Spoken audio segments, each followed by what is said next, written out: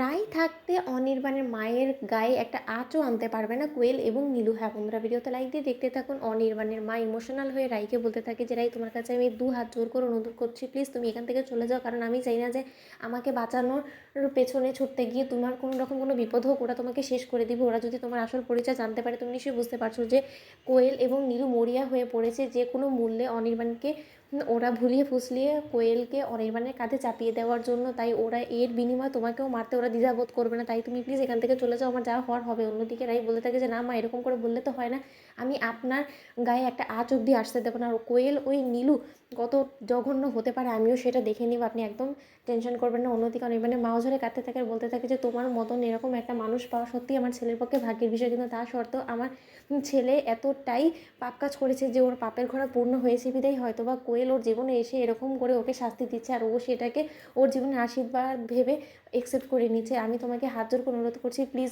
রাই তুমি এখান থেকে চলে যাও। তার থেকে বড় কথা, শেষবারের মতন যদি এটা আমাদের দেখা হয়ে থাকে, তাহলে তোমার কাছে আমি হাত জোর করে ক্ষমা চেয়ে নিচ্ছি যে আমি তোমার প্রতি দিনকে দিন যে অন্যায় অবিচারগুলো করেছি, শুধুমাত্র আমি ছেলের মা দেখে, আমি আমার ছেলের ভালোবাসা অন্ধ হয়ে তোমার প্রতি যে পরিমাণে আমি নোংরা আচরণগুলো করেছি, পারলে তুমি আমাকে ক্ষমা করে দিও। অন্যদিকে রাই বলতে থাকে যে না মা, আপনি আমার কাছ থেকে ক্ষমা কেন চাচ্ছেন বলুন তো? আপনি মা হিসেবে আপনার সেই পরিস্থিতিতে দাঁড়িয়ে যা করণীয় আপনি সেগুলোই করেছেন, আর এটাতে আপনার কোনো ভুল নেই। আপনি যা দেখেছেন সেই অনুযায়ী রিয়্যাক্ট করেছেন, তাতে আপনি নিজেকে কেন এতটা লজ্জিত বোধ করাচ্ছেন বলুন তো? এসবে তো আপনার কোনো হাত ছিল না। যে বা যারা ইচ্ছাকৃতভাবে আমার এবং অনির্বাণের সংসারে সর্বনাশ ডেকে এনেছে, তাদেরকে কোনো মতে আমি ছেড়ে কথা বলবো না, কিন্তু তার আগে যে কোনো মূল্যে আমি আপনাকে এখান থেকে বার করবোই, সেটা যেভাবেই হোক না কেন আপনি সেটা আমার উপরে ছেড়ে দিন। অন্যদিকে অনির্বাণের মা বলতে থাকে যে রাই, এসব করতে গিয়ে তুমি তোমার জানে ঝুঁকি টেনে আনছো, তুমি সেটা বুঝতে পারছো? কারণ এখানে এতগুলো গুন্ডার চোখ এড়িয়ে তুমি কী করে আমাকে নিয়ে এখান থেকে পালাবে বলো তো?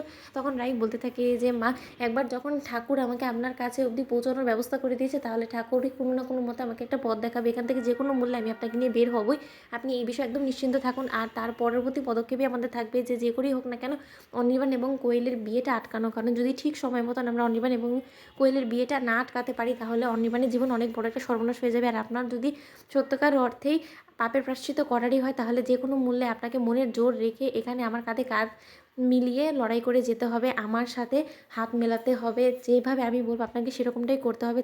তাহলেই দেখবেন যে আপনি আপনার ছেলের জীবনটাও বাঁচিয়ে দিয়েছেন, আর আপনার ছেলের জীবন বাঁচানো মানেই তো অটোমেটিক্যালি আমার জীবনটাও আপনি বাঁচিয়ে দিবেন। তাহলে তো এই সুবাদে আপনার ক্ষমাটা আমার কাছ থেকে পাওয়া হয়েই গেল, তাই না? তখন এই কথা বলে আমার অনির্বাণের মা বলতে থাকে যে কিন্তু রাই, তুমি যে কথাগুলো বলছো সেটা তো আমার রীতিমতো অসম্ভব বলে মনে হচ্ছে। আমার তো মনে হয় না যে তুমি এই কাজে কোনো মতে সাকসেসফুল হতে পারবে, যতক্ষণ পর্যন্ত না নীলু এবং কোয়েল ওদেরকে কেউ কোনো কিছু করছে, কারণ ওদের উপস্থিতিতে এটা অসম্ভব। তো ভিডিওটা ভালো লাগলে সাবস্ক্রাইব করতে ভুলো না।